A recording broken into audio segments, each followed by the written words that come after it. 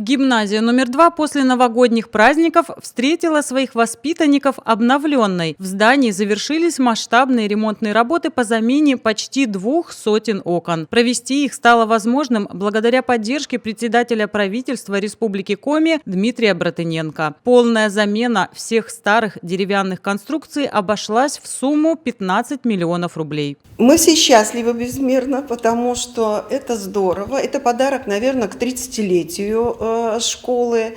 Это подарок гимназии, ну, наверное, за хорошие результаты работы, я думаю, так. 30 августа нашу школу посетил Дмитрий Федорович Братыненко, председатель правительства. Он прошел с 1 по 4 этаж. Его интересовало все. И как работает фонтанчик, и какое отопление, и как крыша течет, не течет. Он прошел в столовую, посмотрел оборудование столовой. Он был в спортзале. Ну и в ходе вот этого путешествия по школе я, конечно, обратила внимание на окна. Школа была готова к 1 сентября.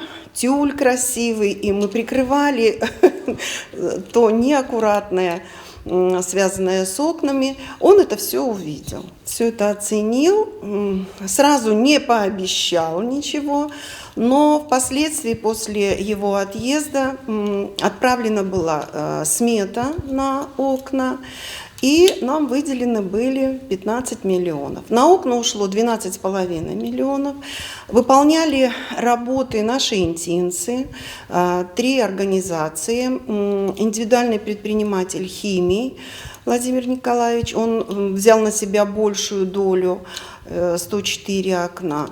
46 окон Живакин Александр Валентинович, и 44 окна выполнял эти работы Гарифуллин Сергей Дамирович. Был заключен договор благотворительного пожертвования с некоммерческой организацией «Лукойл». Перечислялись деньги непосредственно исполнителям. Всю полностью сумму получил сейчас на данный момент Гарифуллин. По 50% получили у нас 2 других исполнителя. Но так как работы были закончены, вот как раз в новогоднюю ночь, 30 декабря, были приняты последние работы. Работы по замене окон стартовали в конце октября, во время осенних каникул. Всего замене подлежали 194 конструкции. За такой короткий период силами 3 подрядных организаций были заменены оконные блоки в актовом зале, столовой, полностью на 3-м этаже здания, частично на 2-м и 4-м. Это все учебные кабинеты, туалеты, рекреации и коридоры. Была погода очень хорошая. Нам поставили условие поставить эти окна до 31 декабря. И вот погода, которая помогла нам выполнить эти работы, спасибо предпринимателям, которые организовались, потому что окна изготавливали в Кирове, и поставка окон была из Кирова. Им приходилось работать, в тяжелых условиях. Они работали, мы не останавливали учебный процесс, то есть они работали субботу, воскресенье, они работали выходные, они работали праздничные дни. Спасибо нашему техническому персоналу, потому что подготовить после выходных к учебному процессу классы, в первую очередь мы вставляли окна в классах, это тоже требовалось выход их по субботам и воскресенье на работу. Но все были заинтересованы и проявили, участие большое. Спасибо и городу нашему, потому что я думаю, что вместе с их участием получился этот проект. С Еленой Ефимовной Матуриной, которая курировала этот проект, мы были каждый день на связи, потому что сколько окон, как ведутся работы, мы с ней связывались и отчитывались.